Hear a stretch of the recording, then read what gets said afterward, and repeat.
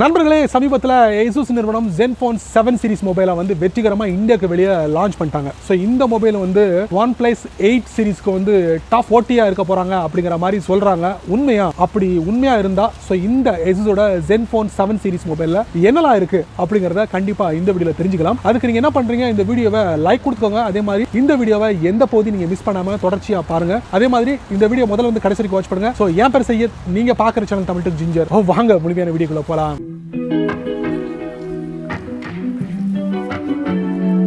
இப்போ என்ன பிரச்சனை அப்படின்னு பார்த்தீங்கன்னா, Asus வந்து சமீபத்தில் ROG Phone 3 அப்படிங்கிற மொபைலை கேமிங் மொபைலை லான்ச் பண்ணாங்க. நிறைய பேர் நீங்கள் பயன்படுத்திருப்பீங்க, நிறைய யூடியூப் வீடியோலாம் நீங்கள் பார்த்துருப்பீங்க. ஸோ இப்போ அதை பற்றி நம்ம சொல்ல போகிறதில்ல. இதே Asus நிறுவனம் Zenfone 7 சீரிஸ் மொபைலை வந்து சமீபத்தில் இந்தியாவுக்கு வெளியே லான்ச் பண்ணிட்டாங்க. அது கதை முடிஞ்சு போகிற கதை. இப்போ இந்த Asus Zenfone 7 சீரிஸ் இந்தியாவுக்கு வருமா வராதா அப்படிங்கிற மாதிரி ஒரு கேள்வி தான் இப்போ நிறைய பேர் எழுப்பிக்கிட்டு இருக்காங்க. கண்டிப்பாக வரும் அப்படின்னு சொல்கிறாங்க ஒரு தரப்பில், அதுவும் நவம்பர் மாதத்தில் வரலாம் அப்படிங்கிற மாதிரி சொல்கிறாங்க. ப்ரைஸ் பார்த்தீங்கன்னா உங்களுக்கு Zenfone 7 சீரிஸ் வந்து தைவானில் வந்து உங்களுக்கு ஒப்பிடும் போது இந்தியாவுக்கு ஒப்பிடும் போது பார்த்தீங்கன்னா ப்ரைஸ் 55,000க்கு மேலே இருக்கும் அப்படிங்கிற மாதிரி சொல்கிறாங்க. அவ்வளோ ரேஞ்ச் இருந்ததுன்னா, அவ்வளோ ப்ரைஸ் இருந்ததுன்னா இந்தியாவில் வாங்குவாங்களா அப்படிங்கிற சந்தேகம் இருக்குது. ஏன்னா iPhone SE 2020 மொபைலை வந்து இந்தியாவில் தயாரிக்க போகிறாங்க. ஸோ அந்த மொபைலே வந்து உங்களுக்கு 35,000ல கிடைக்க போகிறது அப்படின்னு சொல்கிறாங்க. சீப் அண்ட் பெஸ்ட்டாக கிடைக்க போகிறது சொல்கிறாங்க. ஸோ அந்த மொபைலை வாங்குறதுக்கு இந்த மொபைலை வாங்கிடலாமா அப்படிங்கிற மாதிரி ஒரு யோசனையும் மக்களுக்கு எழலாம். அதனால Asus நிறுவனம் வந்து இதில் ரொம்ப கவனம் செலுத்துவாங்கன்னு நினைக்கிறேன்.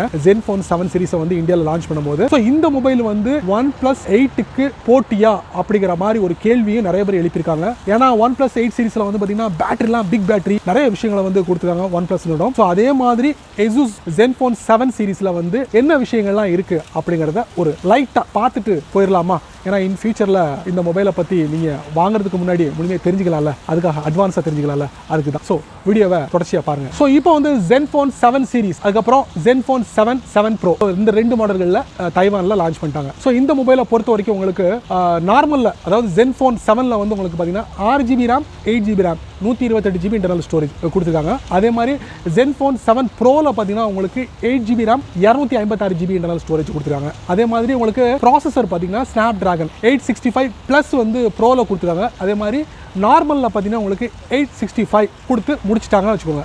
அதே மாதிரி உங்களுக்கு பார்த்தீங்கன்னா 64 மெகாபிக்சல் கேமரா, அதுவும் ஃபிளிப் கேமரா, சோனியோட IMX686 சென்சாரை வந்து இதில் அறிமுகப்படுத்துகிறாங்க. ரெண்டு மொபைல்களையும் ஃபிளிப் கேமராவை நீங்கள் பார்க்கலாம். ஆல்ரெடி கடந்த வருஷம் பார்த்தீங்கன்னா இதே Asus Zenfone 6 சீரிஸில் வந்து இதே ஃபிளிப் கேமராவை தான் அறிமுகப்படுத்தினாங்க.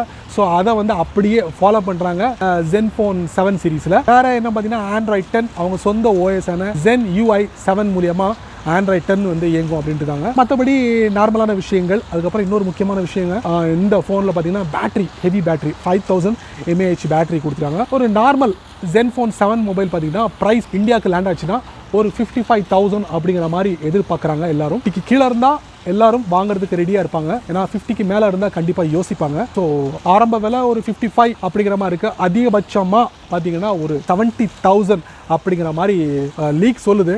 எந்த அளவுக்கு அப்படின்னு தெரியல.